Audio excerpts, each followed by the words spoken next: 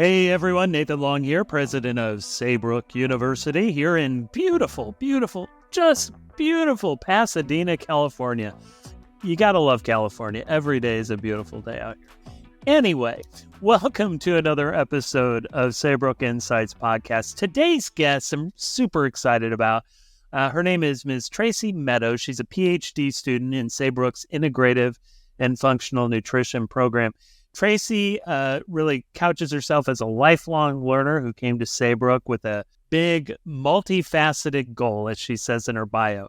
Now in the dissertation phase of her program, Traci's found that her pursuit of a PhD did not just stop at earning the degree. It's really become a life of advocacy and driving for positive social change, especially in the space of nutrition. As a legally blind and deaf adult, Traci has had to overcome much adversity. Throughout her journey of overcoming this adversity, Traci recognized that many others have similar stories. We're going to learn more from Traci in this interview. It was really, really great to hear from her about the work she's doing in this space around inclusivity. We speak particularly around visual impairment and its impact and the impact of nutrition in that community and ways that we can do a better job societally in advancing better health that supports everyone in their long-term goals. I think this is one that you don't want to miss. And hey, she's really, really into the plant-based lifestyle, which I fully endorse. I think it's terrific. You'll hear more about that in just a moment. All right, let's get to it with Ms. Traci Meadows. Ms. Traci Meadows, it is so cool to have you on today with Saybrook Insights. I have been looking forward to this interview. We've had a number of students on before, and I was really intrigued by your background, your passion around inclusivity and accommodations and the work that you're doing in this space. So welcome to the podcast. Good to have you here today. Thank you, Dr. Long. I'm so honored. I'm so honored to be a voice for Saybrook and other students. So thank you for having me. I think you're going to be a fabulous voice, both for our students and community, as well as the wider community, especially based on what I've been reading about you. So we'll learn more. So tell us about Traci Meadows before Saybrook University. What were some of those formative experiences you had prior to Saybrook that you'd be willing to share? Well, I kind of have a long story, so I'll keep it short. Before Saybrook, actually before I received my first undergraduate degree, I was kind of just existing in life. I went through some troublesome times and then remarried and found a purpose in my life and decided to just complete a collegiate degree at that point. I had been through nursing school. That didn't pan out. I had a diagnosis that taking my vision and my hearing.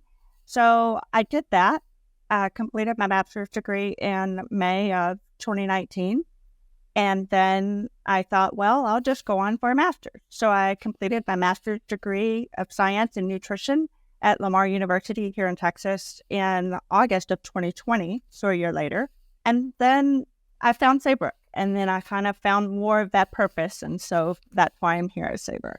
I really appreciate you pointing out one of those pivotal moments. I'd like, if you're willing to share a little bit more.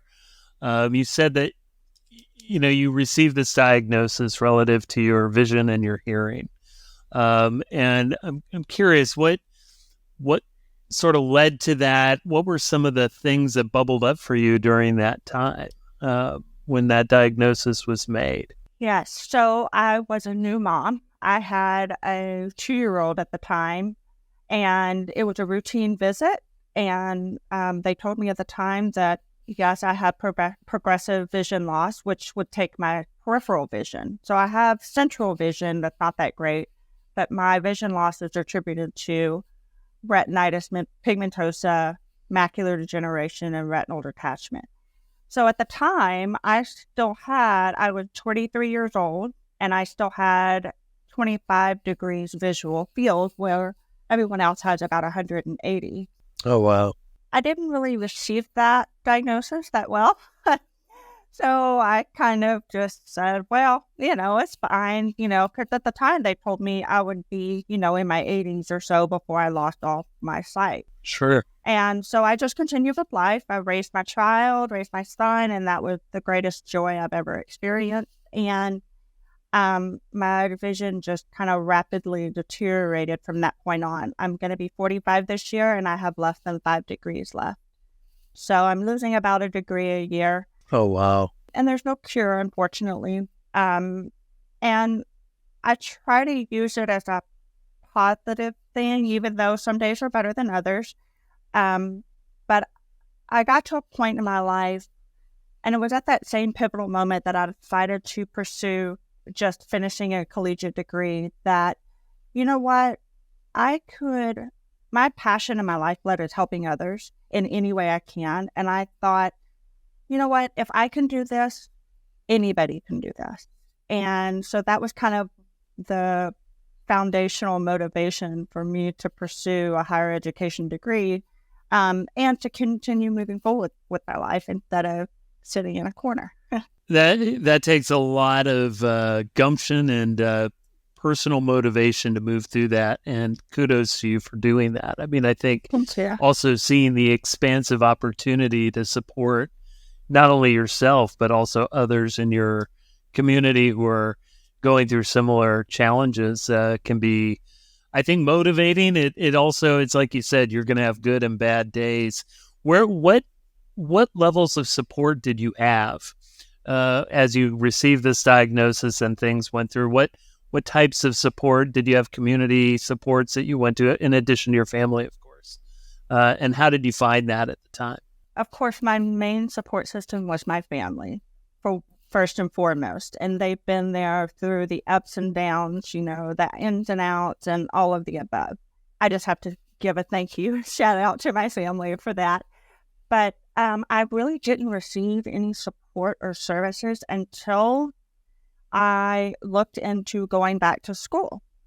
And at that time, I was living in another city, and I got connected with independent living services, and they taught me how to use a blind cane. And the part of independent living services is the keyword independence. In our ableist society, they try to encourage people with impairments or disabilities like myself to live independently. And that's a big component of someone's confidence within themselves if they can do things independently, So that was kind of the first step in services or support that I received. And from there, they provided services as in the form of tuition assistance to complete degrees. And at the time, not knowing that I would be able to and afforded to be able to complete multiple degrees, I just wanted to have one. I wasn't greedy, right? I just wanted to finish, my college. And so from there, it kind of just took off. That is great. And so many people I know of who've made use of those services and access those services have really, really found them to be helpful. But I think sometimes it takes a network and the ability to connect and stay connected. And it sounds like you did just that. And I know that serves as an inspiration for a lot of your current work. So we'll get into that in just a moment. I think it's very, very powerful, the work you're doing now. Before we get to that, though, how did you find your way to Saybrook? What was it that appealed to you about the university or the IFN, or for our audience, the IFN program is the Integrative Functional Nutrition program? Yes. So it's an interesting story. When I was going through some very difficult health and mental issues, I had no kind of formal nutrition background or education in nutrition. I had a medical background. I was in nursing school years and years ago. And I stumbled across plant-based diets. And I decided to take the plunge. And so I went vegan, and my life just did a 180. I felt healthy. I felt secure. My mental space was on a positive level. And fast forward, when I was in my master's program, my family had kind of planted the seed or put the bug in my ear. Well, why don't you go for the pinnacle degree? What a testimony that would be for others like yourself. And I thought, wow, I couldn't do that. I'm not that smart. I shortchanged myself. And I thought, you know what? Let's just go for it. So I took the plunge. And when I was searching for an online program, Saybrook was the only university at the time that offered a completely online doctorate degree in nutrition. And so that's how I came about. I did an interview, and at the time, Lori Taylor was our chair, and I fell in love with the program, the principles, the concepts, the foundation of what Saybrook and IFN were going to offer me. They really just aligned with my beliefs and my, how I feel. So that's how I came to Saybrook. Well, let's dig into that a little bit more. That's really cool that you found that philosophical alignment with your own values. So talk a little bit more. What felt right to you in terms of the program's values? You alluded to some of that with your entree into plant-based diets, right? I mean, I think you saw some of the advantages to that, but it sounds like there's a little bit more here than just nutrition, which is very important. But I'd love to hear more. I always kind of think of the analogy is when you plant a seed, you can't just water it and expect it to grow, right? You need to tend to it. You need to pull the weeds. You need to sift through. You need to make sure it has the nutrients and the nourishment to grow and flourish. And I kind of use that for myself, coming here with IFN and going through some of the courses and realizing that, oh my goodness, this is from not only a scientific evidence-based foundation, but also it has the inner workings of individuality, uniqueness of each person, just as we're unique as our own fingerprints. So is nutrition. And also the humanistic side of it, that there is kindness and compassion and giving, professional recommendations and nutrition advice and things like that. And it's not really just the nutrition component. It's also the behavioral component. Being able to connect with people and meet them where they are to develop plans and programs to nourish and grow that seed that has been planted within themselves. Yeah, it's a great answer to that. I appreciate that very much. So when we look at integrative functional nutrition, it's not your mom or dad's nutrition degree, right? I mean, so it's a little different than what you would get in a standard, perhaps we would call more traditional, but I think ours is, frankly, has a lot of benefit over the traditional. What distinguishes it for you that really further spoke to you about the integrative and the functional aspect of nutrition? What does that mean both generally and to you? Generally and to me, they're kind of one and the same concepts in my mind, and when you think of integrative and functional, to me, that screams collaborative.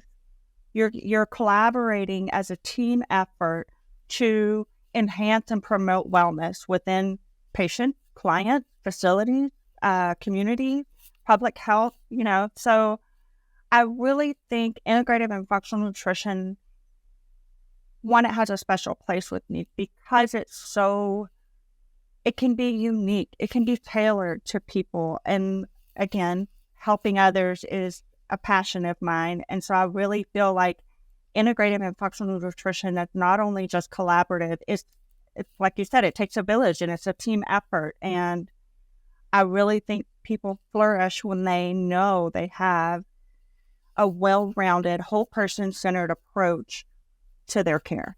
Amen to that. Yeah, very, very nicely stated. I will say I resonate very much with your I call it plant-based diet.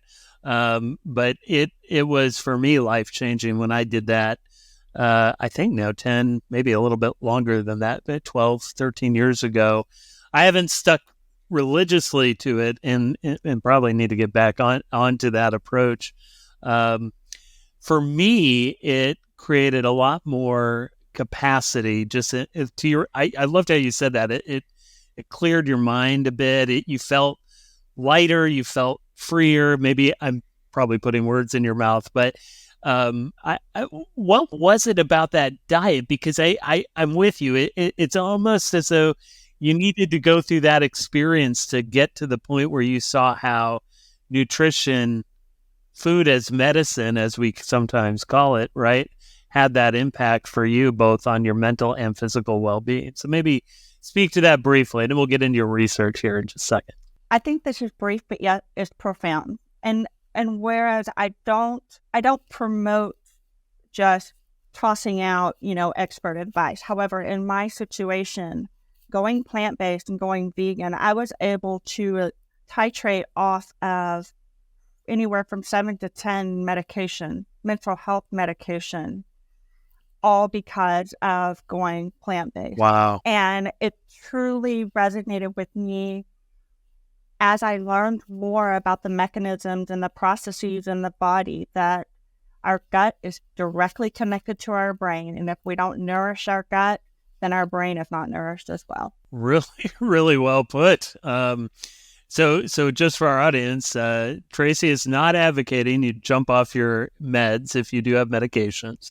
But for you, it sounded like it worked well, and you were under, kind of some guidance, I'm sure, with all of that process. Good for you. And the fact that you found that pathway. So you've taken this totality of experiences that you have, and you are putting all of your brain energy behind this really interesting approach in your research. I was really inspired by your work in trying to create a more inclusive approach to understanding nutrition amongst the legally blind and sighted populations, which is such a unique take on things. And I think definitely in addition to the scholarly literature, but so needed probably in the broader field and in the specific populations you're working with. Can you describe, you've already talked a little bit about some of the what we would call antecedents or inspirations, but can you talk about what prompted your work in this particular space and what you're hoping to discover as you get nearer to the conclusion of your research? Hope that makes sense. I can get passionate about this and talk for hours. So what led me to this topic, specifically in this space, research space, is my own personal experience. And, and I know not just myself as being a legally blind adult, but also sighted people. And this is the example I give people. When you go to the grocery store and you want to read a food label, can you read it? It's microscopic, right? Some of the food labels are so tiny that no one can see them. Yeah. And so that kind of sparked a desire that, wow, we've come a long way as a species in being inclusive, yet we still have so far to go. And so that was kind of the foundation that got me excited about my research, because if you can't read a food label, then you can't educate yourself on what is in that food or what you're putting in your body, right? And so that led me to wanting to do a study comparing the amount of nutrition knowledge that legally blind and sighted people may have, and then kind of as an added piece, their dietary habits, so what they're consuming. And my hope is, or my hypothesis is, that there is a difference between legally blind and sighted people, whereas sighted people may be able to actually see some of those components in a nutrition fact label, legally blind may not. In addition to that, I think about, life is all about learning. We're always learning something, some concept, some new information throughout our life. So this is the other layer of why I'm passionate about my research. When we think about education, when we're from childhood to adulthood, and we think about the different levels and the different types, how education is delivered, I really feel like, even in my own experience, those with disabilities or impairments like myself may not receive the education in the same form as people that have normal sight. And so I want to be able to understand if there is a difference in their nutrition knowledge abilities. And then from there, this is really kind of like the foundation of what I plan to do once I finish my dissertation, which is action research, to bring about policy change, to change how our nutrition fact labels are printed or how they're delivered. You know, why can't we have Braille on packaging? Why can't we have screen readers that are actually inclusive? Why can't we have technology that really supports those with hearing or vision loss?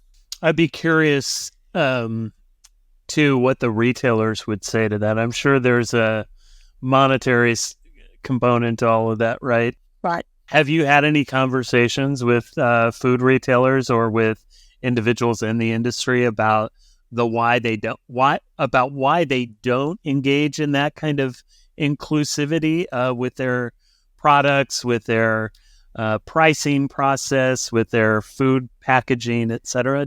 Have you gotten any insight into that? I haven't yet, other than the research, scholarly research, just reading into that. And really, and unfortunately, it comes back to the cost, the cost to implement new strategies for, different populations and different cultures and things like that.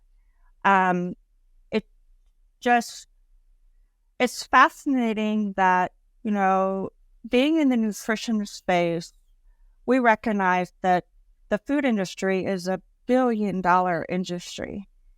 And I can't help but simply think, wow, billions of dollars. And a lot of these, food manufacturers and things like that, they spend millions of dollars in active research, And I can't help but always go back to that nagging question in my mind that why can't we make more of an effort to be inclusive, to be accessible? Why does it have to have a dollar sign on it? Yeah, it's figuring out that approach. And I know we'll get to this in just a minute, because I do think the financial hurdles can be dramatic depending on the industry and sector you're in, but agreed with that.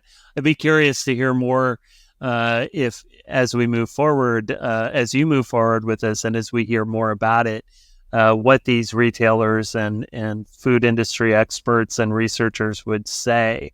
We'll have to, when your episode goes live, we'll put this out on our network and see what they what say them on this particular topic, because I think it's very relevant to today's needs. And it sounds like and again, I may be extrapolating too much here, but sort of the impetus behind this is both accessibility to the information amongst the visually impaired population, and are you seeing, or have you been seeing trends? Is the research pointing to trends around nutritional deficits within the visually impaired population? Is that sort of a motivating factor as well that you could speak to a little bit here? Absolutely.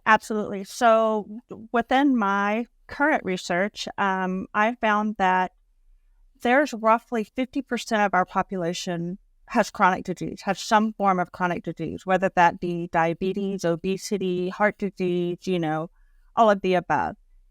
When you look at the scant research that's been done on legally blind adults, the percentage of legally blind adults with some form of chronic disease or obesity is at 80%. 80%. Oh, wow. That is staggering to me in my mind. It's staggering that us as a nation have that high percentage, but also this sample, this population has 80% as well. So that's another motivating factor that, are they not receiving the education in the format that best suits them? Or are they having trouble, like we just spoke about, of reading nutrition fact labels, or not having the accessibility to read nutrition fact labels. Yeah.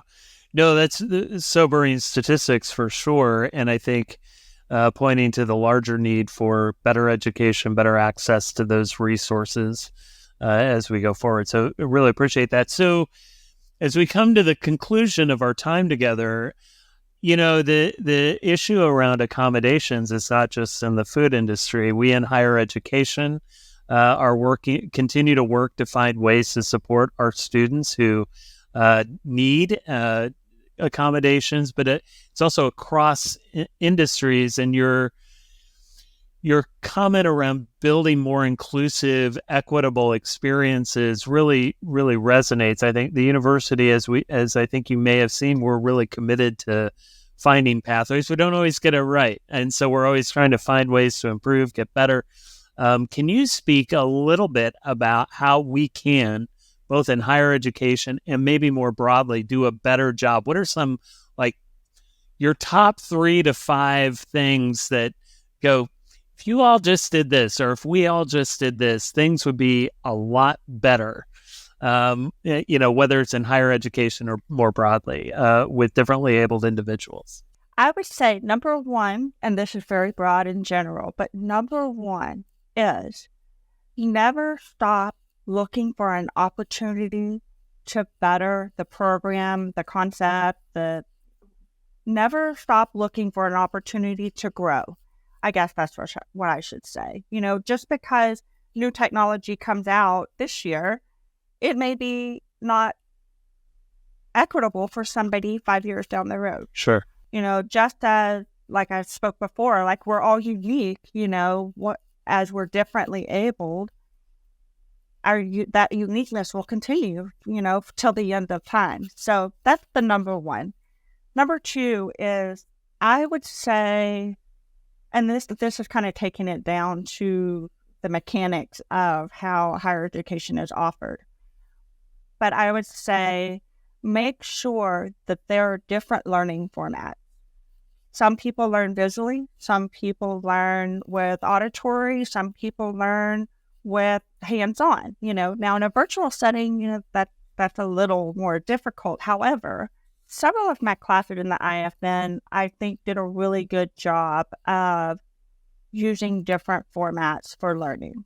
So we would have to cook a meal, take a picture, post that as an assignment, so there's more of that tactile learning, or we have to watch or listen to a podcast or something of that nature and then have a reflection on that. And then there's the other component of, of course, reading material and completing the assignments that way. So that's number two. Number three is overall people in an education setting, period. Whether you're doing a blog post on YouTube, you're teaching in higher education, you're teaching in secondary schools, whatever the education experience may be, is always ask yourself, could someone that is differently able than myself absorb this information? Could they hear me? Could they see me? Could they, did I have closed captions on? Did they need the transcript? Did I make an effort to make sure that this learning experience was equitable for anyone that's differently able than myself? If I could just take a moment and say I applaud that. I think it is an important, I'll call it an admonition for all of us, especially in higher education leadership and in the faculty, as well as our student colleagues and peers. I know I don't always do a good job with that. And see, this is where, like, I always try to, I think I do a decent job at it. And then I realize, you know what, I could do a better job with closed captioning and transcripting on materials. Those are just, to your point, they seem basic fundamentals, but I don't think we always get it right.